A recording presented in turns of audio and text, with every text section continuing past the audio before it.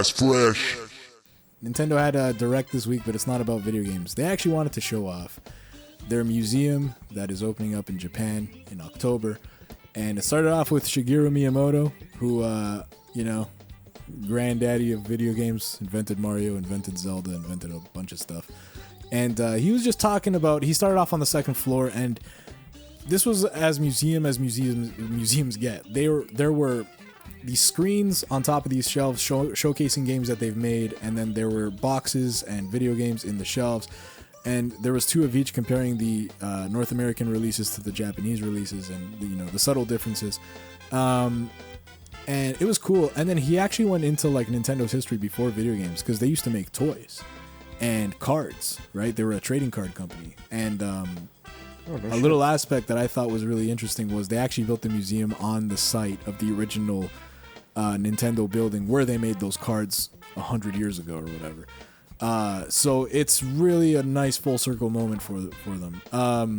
But yeah, just watching this stuff, it's really cool to go down memory lane.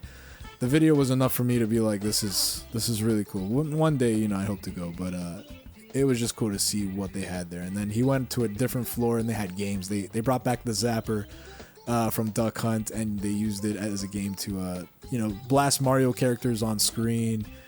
They had another one where one of their toys was a pitching, like it would pitch balls to you and you would hit it with a bat, literally like those machines in baseball.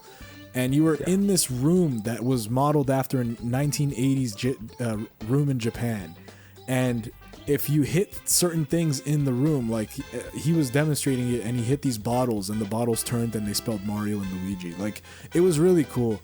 There was other ones. There was a room with giant controllers that you play two players. So one person will do the D-pad part of the controller, the other person will do the A and B button. And he did it with one of the workers, and they beat Super Mario, the first level of Super Mario Brothers. Like, it was really cool stuff.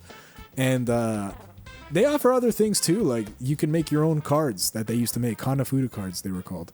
You would make them, and then they'll teach you how to play the game. There's a lot that they offer. And I heard, like, admission's like $22 American. Like, it's not that much. And I guess besides the shops and souvenirs and stuff that you would get inside, what you actually get is a card that has 10 coins. There's no way to refill these cards. You basically spend coins on the activities you want to do. And I guess if you want to do more of the activities, you got to buy another ticket and come back. But I feel like that's just a way for them to get it moving, so the place isn't so super crowded.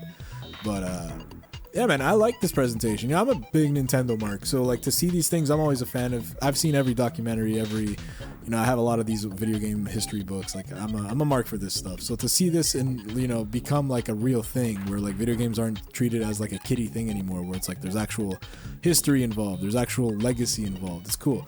So yeah, I'm down to go at some point in my life, but we'll see when that happens. Chris, what did you think of the? You said you saw the video. What did you think of the video? The giant controllers look cool. The N64 one was insane. I really wanted to see him use that. Yeah. The curious thing for me is this is not as childified as their Nintendo Land or Mario Land or whatever it's called, right? This is more for like the serious person to go in and take a look at the different games and systems and stuff like that, right? I mean, not to say that kids can't have fun, but this wasn't over cartoonified. Like, I can definitely see like an older demographic coming to this thing, right? Even though in the video you see the kids playing with the card game and all those gimmicks.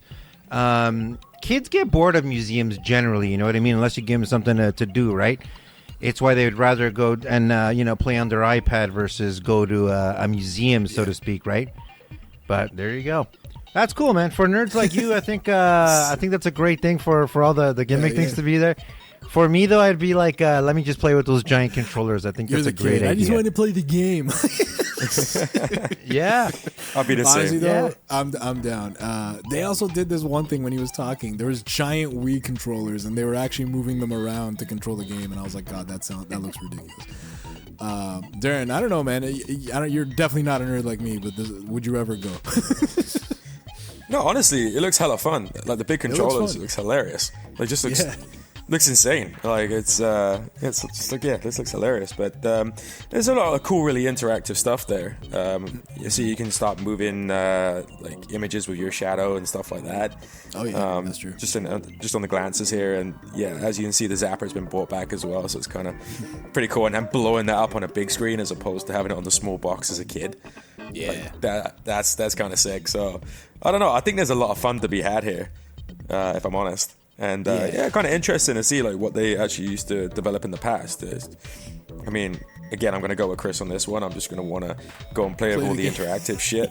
You know, I couldn't give a fuck about the rest. Just get me onto that interactive stuff. But yeah, and just game and shit. But yeah, it looks fun, man. Yeah, it looks cool. Adults Playground, 100%. Mm-hmm. Yeah, they even have like an interactive floor that you connect to your phone. They're always trying these new things. The one thing I'll say, and this is as nerdy gets, when they showed off the games in the cases, I was very surprised to see the boxes some of them were beat up. I'm like, what the fuck? Like, you would think, I'm not expecting new copies, but I thought there'd be more pristine boxes, but the boxes were like, I could buy that on Marketplace down the street. Like, I was very surprised with the quality of the fucking NES boxes. Like, I don't know, I was expecting pristine condition. I guess, I don't know. I might be missing something there. God damn it. But anyway, nerdisms aside. You like it fresh. I like it fresh. Yeah, so that was the museum, man. If we ever go, we'll know we made it.